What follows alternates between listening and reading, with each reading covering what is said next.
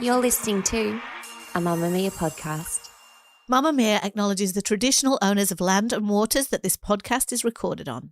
Hello, Out Louders. It's Holly Wainwright here. Look, we were so excited to have Jessie on the show on Friday. Our wonderful co-host Jessie Stevens, who's on mat leave at the minute, but we rudely dragged her away from her baby Luna to ask her all about her new novel, Something Bad is Going to Happen. It is brilliant. Obviously, I have read it. You all need to read it. It is available right now. And Jessie spoke about it a lot on Friday's episode. But you really need to listen to this interview with Mia, because Something Bad is Going to Happen is about a young woman's struggle with mental health. It's fiction, but drawn from lots of experiences of Jessie's life and family's life. And she's really honest with Mia about it and about where the inspiration came from, how she's been handling it, how much of it's true, how nervous she was about people she knows reading it. All of that is in this brilliant interview with Mia. We really hope you enjoy it. And we really hope you enjoy Something Bad is Going to Happen. Jessie, we haven't spoken since I finished reading your book. The first thing you said to me when I told you that I'd finished the book, I said I felt like you've read my diary.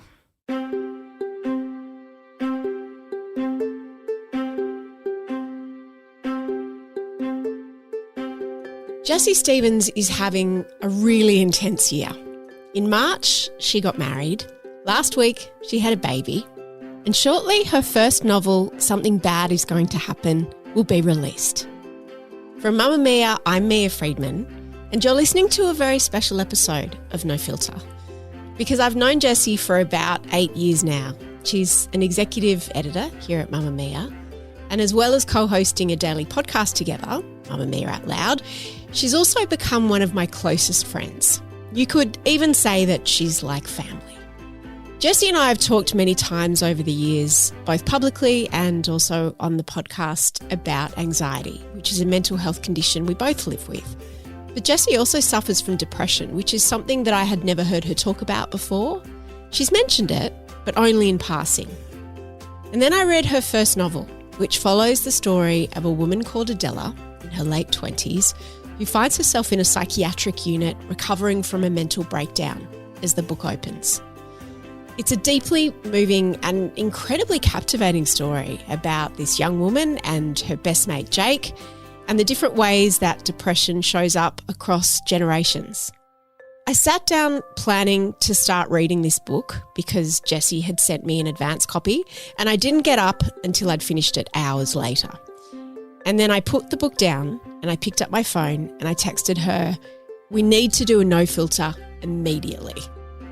I knew that Jessie had some things to say about depression, which would help so many people who have experienced it feel seen, and also so many people who haven't experienced it, like me, better understand the people in our lives who have.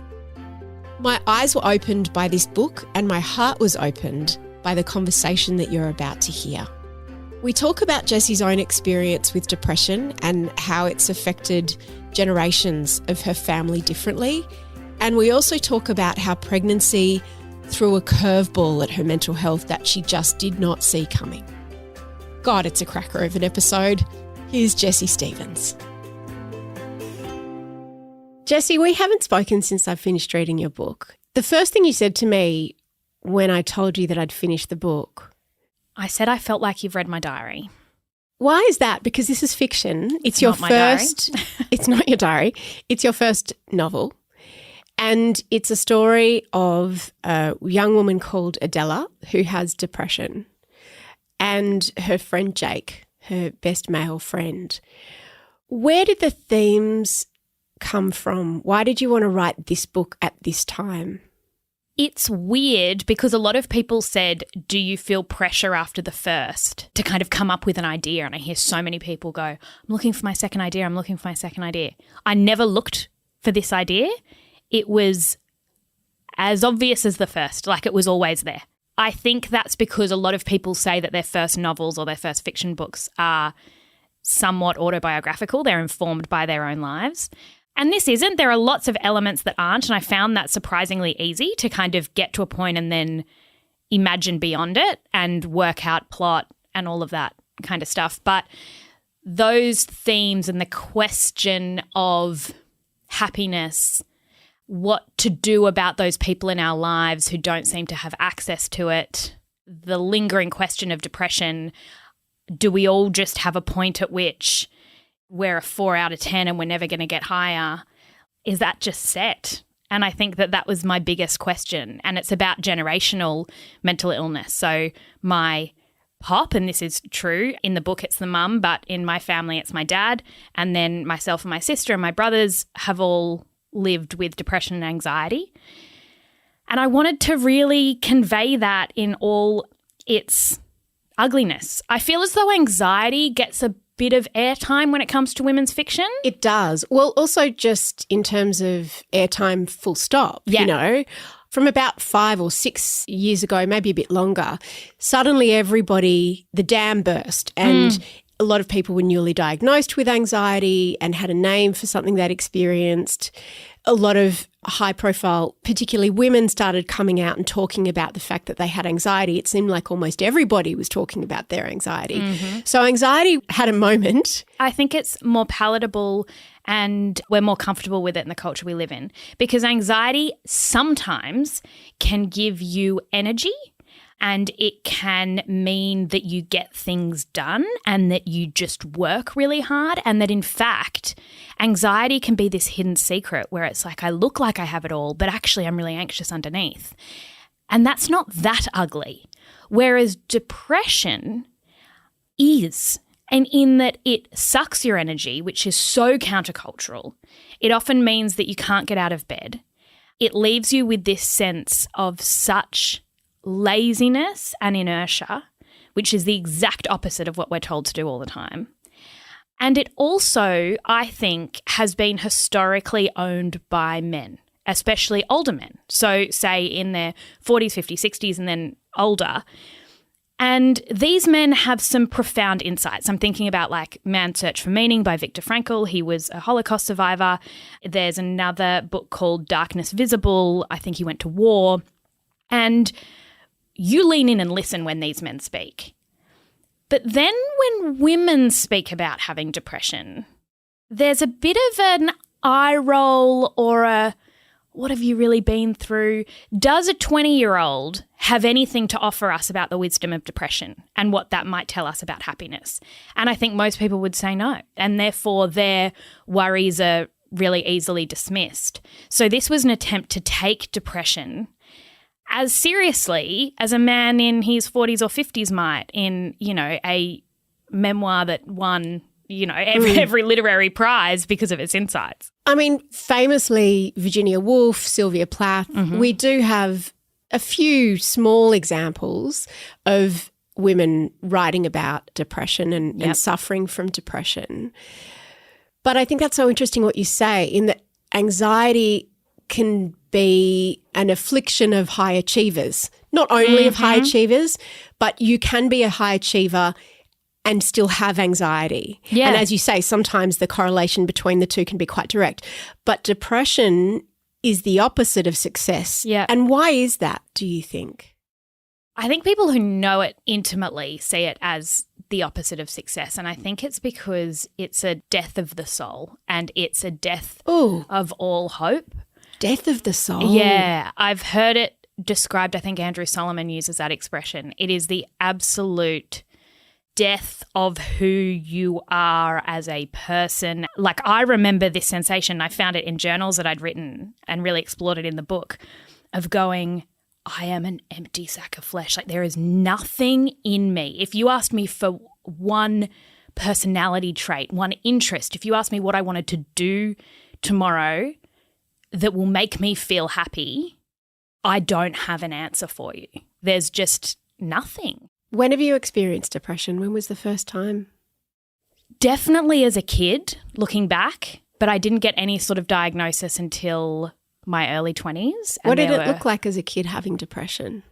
I remember sitting with my twin sister and we were in this tree house and I said to her, it's like all the lights have gone off for 6 months. I'm living in a dream, world is black and white and I can't touch it. How old were you? I was in year 4. I remember very specifically. And because there's specific triggers sometimes that, like, you'll be having a hard year, but then I've had lots of hard years that didn't have phases of depression. But this, I remember it so acutely and just being like, I felt like I was dreaming, like I was watching myself from above, like I couldn't quite get in touch, like I was speaking and I'd kind of hear it. I wasn't thinking of the words. It was just dark. It was like everything got really, really muted. Had anything happened that year? It was a bad year in terms of like development. Like I was trying to find out who I was and I was, you know. But you were what, like 9 years old? Yeah. Like I don't think I was going particularly well at school. I didn't know who I was, but it wasn't anything. No one died. Yeah. Your parents didn't get divorced. Yeah. And when you told Claire that, your twin, how did she react? She was familiar with what I was talking about. And that's what's been interesting with my siblings is that you say something that if you were to say it to anyone outside our family, you think they'd look at you like you had two heads. But in our family, you say it and it's like, oh, yeah, I know that feeling. I know that feeling where you kind of feel like you're dead. And I have this with my dad now because I remember growing up and witnessing depression in our household from the outside, which was him. And only in adulthood have I been able to say things. And he's like, oh, I've never heard this. Yeah, that's how I felt for X amount of time or whatever. And same with my grandfather. Like they didn't have the words, but they were exhibiting those symptoms as well. How many periods of depression? Is it something that happens to you periodically? Yes. And I think that because of that, you're always, and I assume it's sort of the same with anxiety. And in fact, it speaks to the title. Something bad is going to happen. Yeah, you have a sense that even if you're not in it right now, it's waiting. It's like you kind of get out of it. So I had really early 20s, really, really bad, dark depression. And then I emerged out of it. And then even when I started working here and I got this momentum and I got this energy and everything was starting to work, in the back of your head, you're like, it is waiting. It is always waiting and it will get you when you least expect it. And you will look at this period of your life and wonder how you did it because it will zap you. The biggest thing is the way in which it robs you of energy. All energy to do anything. And without energy, there can't be joy. There can't be production. There can't be the walk around the block. There can't be the food that tastes really good. So it becomes a self-fulfilling prophecy in a way, or a spiral, like a downward spiral. All the things that could help bring you out of it are closed off to you because you can't find the motivation to do them. And I thought about it in terms of it being this thief. The feeling of being in Europe as someone, I didn't go overseas until, you know, I was 20 and saved up and I was so excited.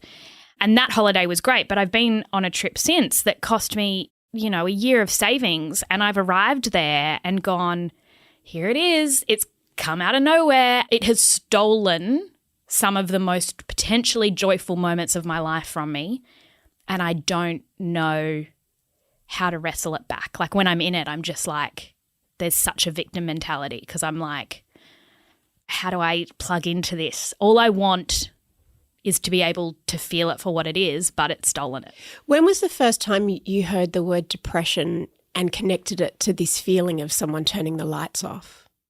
Probably not until I saw a psychologist. Like maybe I was vaguely aware of it growing up in the context of dad, although mum and dad didn't talk about it much. Without wanting to pry, when your dad was going through one of these periods, what would it look like from the outside to you guys as the kids? Very quiet, disconnected. We used to, you know, make jokes about it where it was like you'd speak to dad and he'd go, huh? And then you'd say the same thing and it was like, huh? He couldn't listen. He couldn't engage in a lot of ways. Could you feel it in the house? Oh, yeah. Yeah, very, very much. And even growing up, memories of like the house at night was never completely quiet because you'd probably hear dad wandering at 3 a.m. That was really normal for him not to sleep, and you could see the toll it was taking. And he went so inward rather than outward, but you could taste it. It was everywhere. And the helplessness as a kid of being like, The things I remember, I'd get obsessed with vacuuming and I'd go, if I just vacuumed the floor, that will make him feel better. Or make him a cup of coffee, or I don't know, tell a joke or something, then Or be really good. Be really good. And that's not on him. He never asked for that. But it was like he would go out into the world and work and come home, and it was like there is not one light left. Everything went out into the world, and then he came back and it was nothing left. Was it discussed? Like, did you ever talk to your mum about it? Did she ever acknowledge it to you? Not until we were adults, and then we also spoke to Dad and to Pop about it more. And in fact, I'm thinking actually that there was a moment during my teenage years where I was really, really down, and Dad used to get one of us in the car on their own. We'd go for like a little drive or whatever. And every now and then he'd say something and I was like, oh, he actually really gets it. And so we laugh now about Dad giving us advice, and we're just like, mate, you had nothing. You had absolutely no expertise on it's the blind leading the blind here. But he had empathy. But he would say something like, look, I know how it feels at the moment. You've just got to put one foot in front of the other. I think he used to say, that is quite good advice. Yeah, it is, but it's so depressing. It's like trudge through. It sucks. He would say the trick is to do the exact opposite of what you feel like doing. So if you don't feel like going to school, go to school. If you don't feel like going to netball, go to netball. This is all sounding like excellent advice. Yeah. Is it? I don't know. Is it good advice?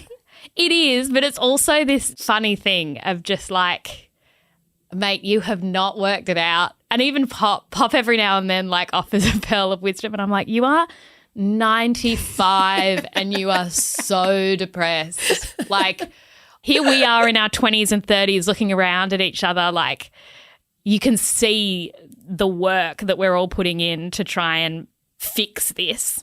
Maybe we're wrong. Maybe this idea that we can fix it is naive and idealistic, and they're actually right. And they're like, this is just how it is. But that's so depressing. And that's something I wanted to explore in the book too, is my sister and I we were prescribed medication in our 20s. We've very much been diligent with what, we've been told to do, which is similar to Adella in the book. But the reason I wanted to write a Jake is because it represents very much my brothers and a male perspective and a male approach to mental health, which is something I've written for Mamamia about the work and the valorizing of the work. What do you mean by the work? I mean Tim Ferriss, Joe Rogan, macho men who want you to get in an ice bath and then they want you to do your marathon and then drink your own urine, and then you can journal, and if you just work hard enough, you'll crack the code. You'll crack it because there's a code to be cracked. It's very masculine to crack your code. Is the idea that medicine's for pussies? You're cheating. Wow. And you must access and go through your own pain in order to discover anything, in order to get to the bottom of it. So it's quite martyry in its attitude to you must go through it and you must suffer to get to the other side, whereas the idea that medication, you haven't suffered enough if you take pills. Exactly. Suffering can become very respected, and it's like the more you suffer, the better almost. And I see that with a lot of men in my life who are like, no, suffering is part of it. And to me— Is that depression or is that Catholic? Look, definitely a Catholic influence, but I also think it's a little bit capitalist, because I think that it's a little bit, if we all just worked harder, then we wouldn't be afflicted with these things, which I don't think is true. I think that if you have a chronic illness, which is what depression is, then the idea that there's a way for you to hack it is wrong and unhelpful. And this is something that I've seen so much in my brothers, and I've gone, just take the medication, it'll help. But there's this conflict in our culture that leads us to such different places.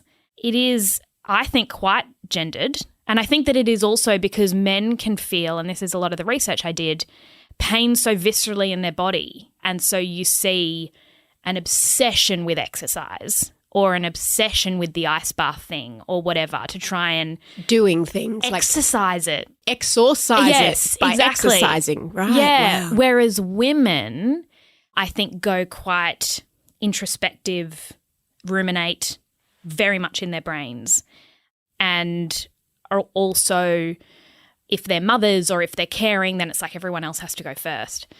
So I think there's a real difference there. But the exploration of some of the men in this is about, it's looking at the limits of the work. When you're going into one of these depressions, it seems like for you they last like a period of around 6 months. Yeah. What are the signs that you might be entering into one? Can't sleep. That's a big one. Really, really disrupted sleep. And the thoughts, and this is what I struggled with cognitive behavioural therapy. What's the principle of CBT or cognitive behavioural therapy? Challenges the thoughts. So I come in and I say, I am really bad at everything I do. I'm very lazy. I was meant to do this day and I didn't. I can't get out of bed, blah, blah, blah. And then they challenge those thoughts and they say, are you lazy because you did this? That's just not worked for me because the thoughts and the emotions are so immediate and so ingrained and so central to who I am that undoing them has not been possible for me. So I would get stuck in that sort of self-loathing thing. Then what happens is Mum used to call it like the wheels completely fall off, like nothing is functioning. So at uni it was like couldn't submit the essay, couldn't write. There was a period in my 20s where I had horrible writer's block and just couldn't get a sentence out, and that's kind of explored in the book. And then all the things that give you any self-esteem disappear, and all the things that bring you any joy you can't do. Like your life genuinely becomes very sad. It's like if you put anyone in it, they too would be sad. Because it's just a life of sadness. It is objectively sad. Yeah. Because you're in bed with the curtains drawn. Yeah, yeah. Thinking bad thoughts about yourself. You've created it and you know that. So it's even worse. With any chronic illness, like there's that real self-loathing. But there's also like, yeah, I've brought it on. I can't even point to this. It's like if I was less lazy, then I wouldn't be like this. And for me, the thing that's helped get out of it is almost always medication. Like that's been getting the right medication has made a massive difference because that jump start, it's like when your car, you leave your lights on and then you get the jump starts and then the jump leads and then you have to drive the car for a bit, but you need the jump leads. So I take medication for anxiety, but I take it all the time, every day. Is it different for depression? There have been times when it's like, okay, we need to up it. So right. So when you go through a period, it's like, okay, we need to up it. They're the jump leads that you talk about. Yeah. And although it's environmental, like there are some things where you kind of go, oh, okay, this is a particularly tough period. Maybe just watch out. It's also not. Like it can be completely chemical. So is it true that there are two types of depression? There's sort of situational where, you're depressed because this person died or you've lost your money or you're unwell or whatever. And then there's chemical where on paper, your life looks great. Yeah. Nothing's happened. Exactly. And I'm really interested in that chemical thing because being last days of pregnancy now, I'm thinking a lot about genetics and what you pass on and what you want for that baby. What are you thinking? It was funny. Before I got pregnant, I was always looking at people who were pregnant and I was like, are you doing the hot housing thing where you're playing Beethoven and you're trying to make them a baby genius? And everyone was like, no. We're not doing that. And I was like, oh, weird. And then you kind of go, oh, is she going to be amazing at this or that? This is when other people are pregnant. I get pregnant and I look down and I'm just like, oh, I hope she's happy. I just hope she's happy. Like, that's it. Yeah. That's it. Like, I hope that she is the happiest little girl that just runs around with a big smile on her face and nothing's complicated. And the idea that there will be in her this complicated set of genetics that's come down from generations, I think. On both sides. Yeah. And I think I believe in the chemical explanation. I think I do. And I've read lots about it. And this was also informed by sort of the Johann Hari idea of the way in which the world in which we live can make us depressed, which I think is very, very true, and there's a lot to be said about that. But It's not all of it. It's not all of it. And there is something weird about our family and like particular ages that we seem to get to that it is freaky. So it happens to, I mean, there's 4 of you, 4 Yep. kids, and also your dad and your grandfather. What ages have you noticed triggers? So I believe my pop was hospitalised in his 20s for really severe sort of depression. Wow. And that was a long time ago. Yeah. Like that was not something you talked about. Must have been really bad. Yeah. And then my dad around that time also had like probably what would be described as a sort of breakdown. There's a weird story in the book about a fly and not being able to decide whether to kill this fly, and that happened to Dad. It was like he had lost all efficacy or like self He didn't even know how to make a choice. He didn't know how to make a choice anymore. And then for me, it was early 20s. For my brothers, it was early 20s. For Claire, early 20s. Like something is happening there.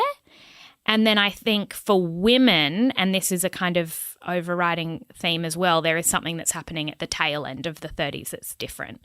But it feels printed in your genes.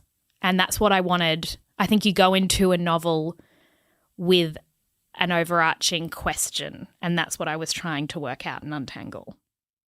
Have you had bouts of depression since you've been, in a relationship, since you've been with Luca? Definitely. How long had you been together when it happened for the first time?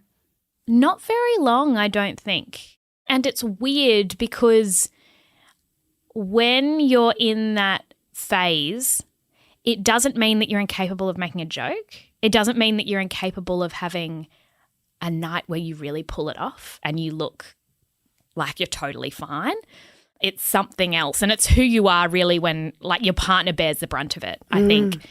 And so I think Luca has come to recognise some of the signs of it. And almost there was a period quite recently where he was in telephone contact with the psychologist and booking appointments, and because he knows that I just get stuck and then the energy of doing any of those things is way too hard, and he just did it all. The difference that's made to have an advocate who notices and sees and acts, and also comes from a place of empathy because he knows what it's like to, he's experienced anxiety, and so he's not one of those people who has no idea what's going on, but he knows what's normal and what isn't. And that's actually been, I think that I haven't been able to fall as deeply into this pit with our relationship because he is so efficient and he's just like, I won't allow it. Like I will pick it up when it's 10% bad, not when it's 90% bad. Whereas I would let it get bad. When it happened the first time and you're in the early stages of any relationship or any period in your life and you go through a period of depression, how do you know that it's that? Does it make you question everything? Like, does it make you think, oh, I shouldn't be in that relationship, particularly the first time it happened? Yeah, definitely. You start thinking, oh, this job's wrong for me or this relationship's wrong for me or what's wrong? It's like, okay, I need to blow it all up, which is – it's funny even with the title, like a lot of people with depression immediately got it. They were like, the title makes me feel sick. And I'm like, yes, 'cause that's it. It's like you're looking at your life. 2 things happen. Either you look at it and you go, something really bad's around the corner and this is my mind's way of trying to work out what it is and why I'm feeling so bad. You become very, very superstitious because the feeling is so bad that you're going, you know what, there's probably going to be a natural disaster tomorrow. And then that will make sense as to why I have felt this impending sense of doom. And then finally I'll understand. And so you're looking around going, oh, someone's about to die really suddenly, or I'm not meant to be in this part of my life. Yes. So there's that. Or there's this other sense sometimes, which is that your life is made of glass and everything's going a little too well. And you're like, if I just move at all, then something's going to fall off the shelf. And that's almost more trapping. I've realised how much I hate the sensation of things going well as much as... You don't trust it. Yeah, exactly. Because you're like, well, now something really bad's going to happen because it's superstition. It's just like, this isn't how life works. Bad things happen to me. Bad things happen. And so when good things happen, you're just like, you're daring me to believe it. Up next, Jessie explains the lengths that she went to write this book and how it affected her own mental health in really unexpected ways.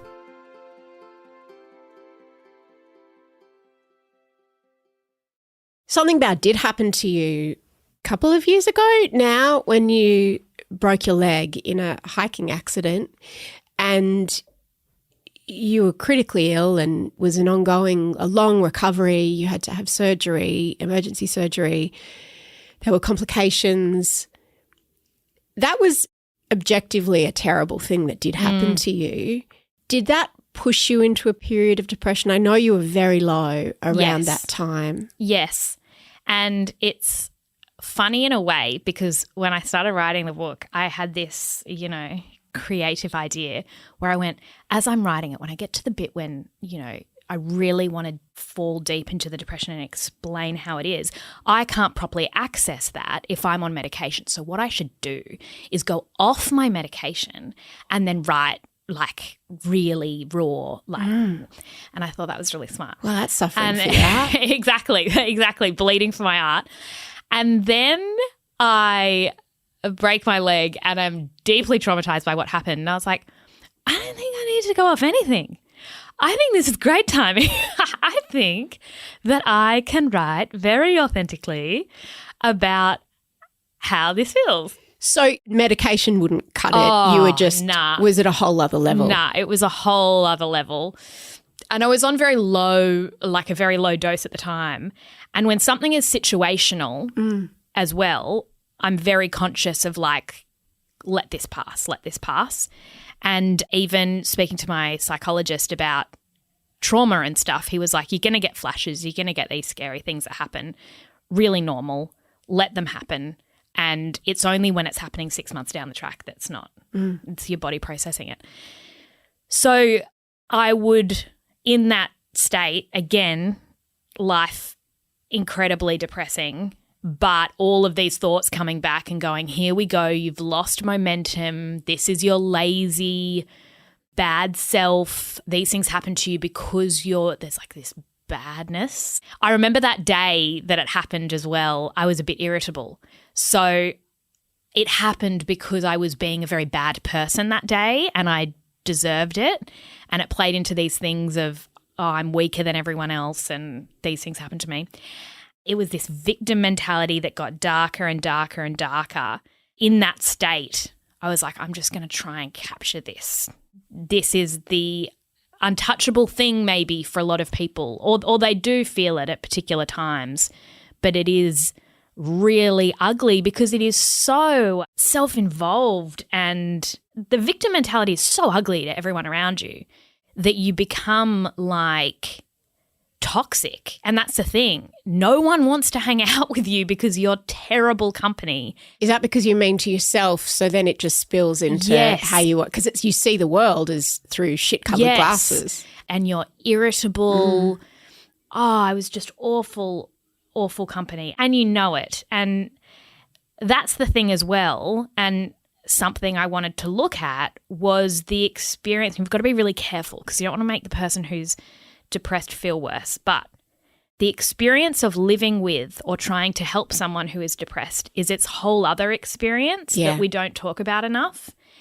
The sensation of wanting to yell in the face of someone who is walking around with their shoulders hunched, going, it's a sunny day outside and they won't go outside and they won't eat. Like, I've been that person too, who's just gone, do it for everyone else. Like, all of us have that pitying self, but some of us are, and then this is where the hypocrisy comes in, but working really hard at this. And this is the dynamics of our family as well. Like, okay, so I'm doing the medication and I'm doing the exercise and I'm doing the mindfulness and I'm doing all of these things. Fuck. And then my twin sister is like, I feel like shit. And I'm like, no, stay away. Like, these are the thoughts I am trying to avoid. And then I have a brother that, comes up with something and then dad's feeling sorry for him. And it's like, oh, can everyone stop being so fucking depressing? But then when it's me, I can't get out of it. Because I imagine when you're not in it, you really don't want to dwell on it at all. No. You don't want to be reminded of how easily you could slip back in. No, it's like you're floating or you're like doggy paddling and you're like, guys, this is great. Guys, everyone, doggy paddle. And everyone else is drowning and they're trying to like grab onto you, which is probably how my mum feels because she has not really experienced depression. And so she's laying on her back in the ocean like, look at the sunshine. And our whole family is like stuck in the waves drowning, and she's like, this family is so depressing. Like I feel very, very bad. You convey that all in the book so beautifully. There were so many times where you would describe scenes and it gave me such an insight because I think if depression is a spectrum, I think most people have touched on times or periods of depression or even thoughts that I could really recognise. Like there was not a moment when I thought, well, that's weird. It's more just like all things that I've experienced as someone who doesn't have depression, but the volume turned up to 100. And all of that was drawn so well, and the characters around the people with depression and also the different ways that depression can manifest. Another theme in the book that's really, really strong is class. And that's something that I wanted to ask you about because the characters in the book are very much working class. And one of them, Jake, has these experiences where he'll just brush up against wealth and people and life in a whole other class. He's a tradie, and so he'll go and be working on these amazing houses, or he'll occasionally like meet someone in a bar who's living this very, very, very different life that he had never even imagined existed. Yeah. We joke a lot about when you first came to Mamamia that you'd never been in an office before and, you were sort of like Dorothy in the Land of Oz and sort of wide-eyed, and we joke about it, but there are aspects of that are really true. I mean, you hadn't actually ever been in an office before. There's this quote that I always think about from The Hunchback of Notre Dame about how the one-eyed man is worse off, something like that, than the blind man because he knows what it is that's missing.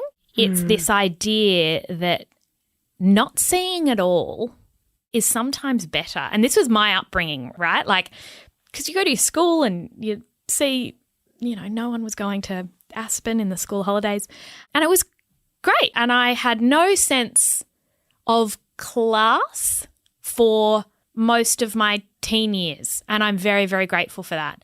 And then towards 11 and 12 it was when we started hanging out with different schools, and there were comments, and you would go to a house and you'd go, wait a minute. And it is really confronting. You have this sense of like feeling poor, and there is this that you hadn't had before until you were put in these other environments. Yeah.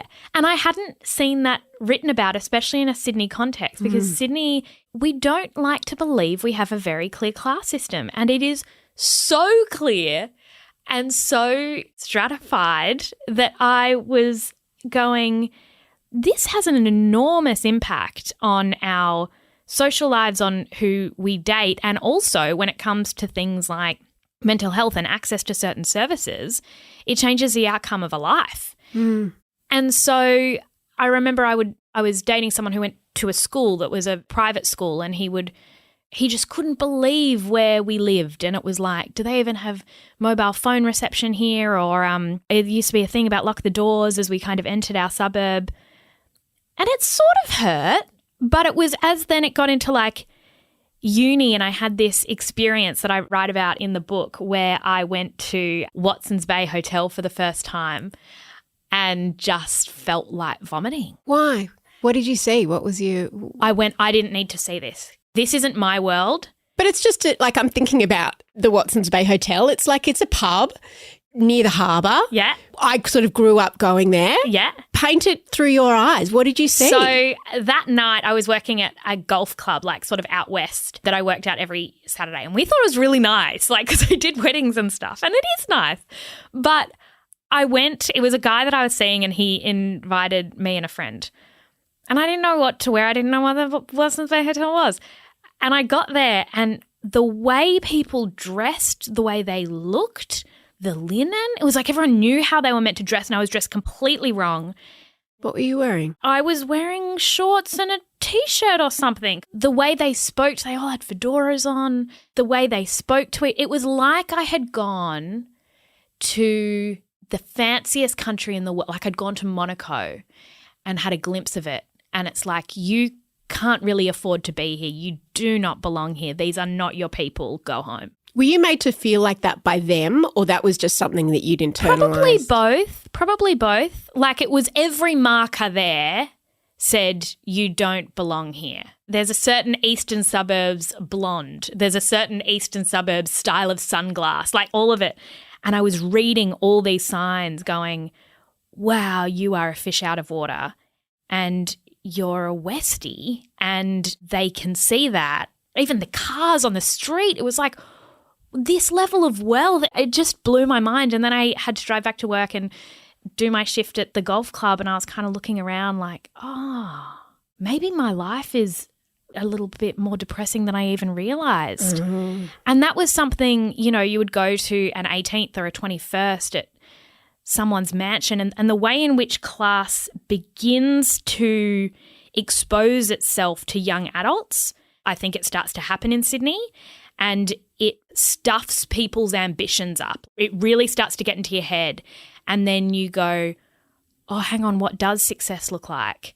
So it recalibrates what you think of, because it's like, could this be possible? Should I be aspiring to living in these suburbs, driving these cars, wearing these clothes, being one of these people? Yeah, you're kind of taught that if you work really hard, then you'll make it and you'll live in a nice house. Your sense of what a nice house is and that private schoolboy's sense of what a nice house is completely different. So you start going, well, do I have to live in my lane, or can I wish to live a little bit over there, or is that a little bit even embarrassing to admit? And in fact, I don't think that's ever accessible to me. That's quite confronting, because you feel as though you can never quite be enough, and you just wish you never knew that this other side of Sydney existed. It's like, it's just better when you think, like, you know, we have the funny little things about walking into the video shop or whatever, and mum being like, you can only get 3 weeklies because they're cheaper than a new release, and no popcorn this week because we spent too much money. Like, and we laugh about that, but we were always so aware of every dollar. And even that's privileged to be able to go to the video shop. But, you know, speaking to other people about their childhoods, it's like there's such freedom in not having to think about all of that. Yeah. And I think I also sensed that for my dad, money worries was what informed some of his depression as well. Like, there was this enormous responsibility. So then I'm kind of going, well, is the key to not being depressed just having more money? I remember when you and Luca first started dating, you kind of would own that. Like, you would lean into it. You would sort of joke, oh, I'm only dating him because he'll pay off my HECS debt. Yeah. And like, you guys would joke about it. Has it, without wanting to probe, she lies, how have you navigated that? Because he has had a very different upbringing to you. Yeah. And now you, in your own right, are successful enough that you could, regardless of who you're married to, you could afford that life that you looked at the Watsons Bay Hotel all of those years ago. That is your life now because of what you've earned and what you've done. The undoing of resenting anyone with money is a lifelong project, I think. And I think when you talk about privilege, I've been really challenged by that. And even talking about having a little girl, and Luca would go, okay, so she'll go to this school. And I'm like, oh, no. She can't go to that school, because then I don't like the idea of her going to the school where she's comparing herself to all of these people who live these ridiculous lives and she feels inadequate. That's a real thing for me. And then it's like, do you give your child everything you possibly can? Because my parents did. It's just what they had is not the same as what this family had or this family had. Mm. So that's been really interesting and difficult. Because it's reorienting yourself to what your identity is now. Because now you are, exactly. To be really blunt, you used to see yourself as a poor person. Yes. And I suspect you still do. But materially, you're not because of your career success. Yeah, yeah. Is there a degree of feeling like a traitor to have moved classes, if that's even a thing? I mean, it sounds like talking about the caste system. No. Absolutely that. There is a temptation to go, well, life is fair then because it worked out for me. But it's not. It's not. Because you haven't worked any harder than your parents. No, I haven't worked any harder than anyone. And like I worked at this school in Western Sydney with kids who English was their second language and they had come from Sudan or Syria and some of them were refugees and their parents worked 3 times as hard as me in this part of Sydney where things are hard.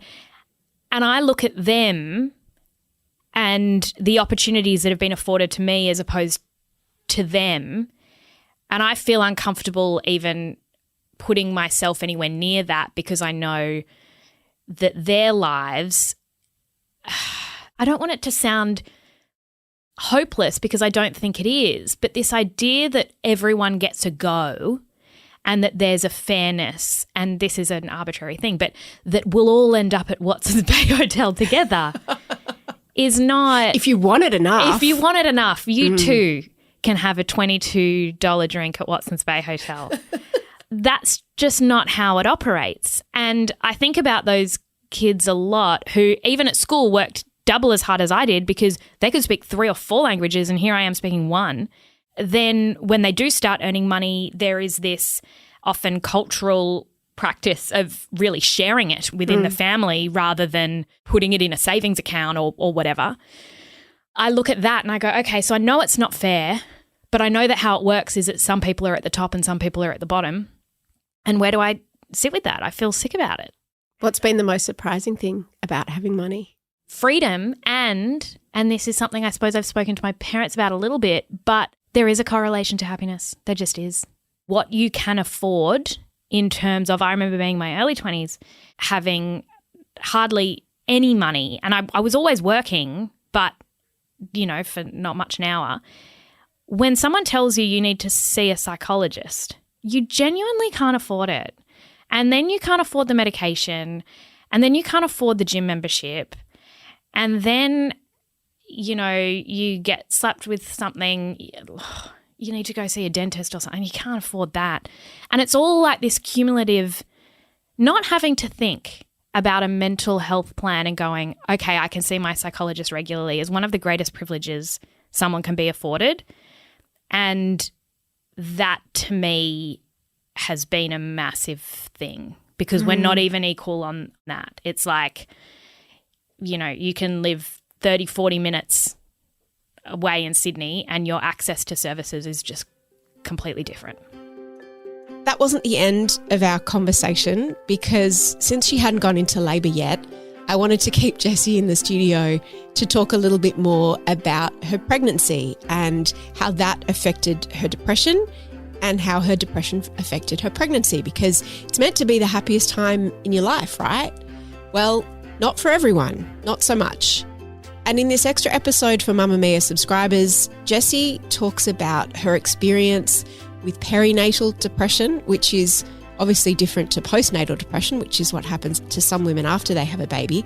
Perinatal or antenatal depression is the depression that hits some women while they're pregnant.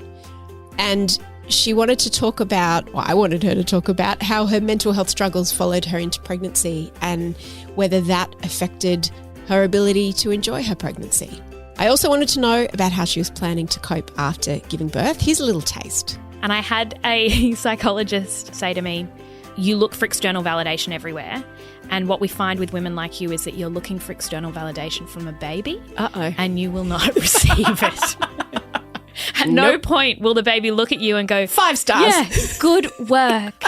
Look at you. Performance review, 10 out of 10. You can listen to that part of our conversation immediately, right now, via the link in the show notes. It only costs around the price of a coffee per month to become a Mamamia subscriber, so please help support women's media and click that link and subscribe if you haven't already. Jessie's book, Something Bad Is Going to Happen, is available now in all bookstores, and a link will be in the show notes. This episode was produced by Cassie Merritt and Emmeline Gazilis. The executive producer of No Filter is Eliza Ratliff, with sound production by Madeline Joannou. I'm Mia Friedman, and thank you for having us in your ears.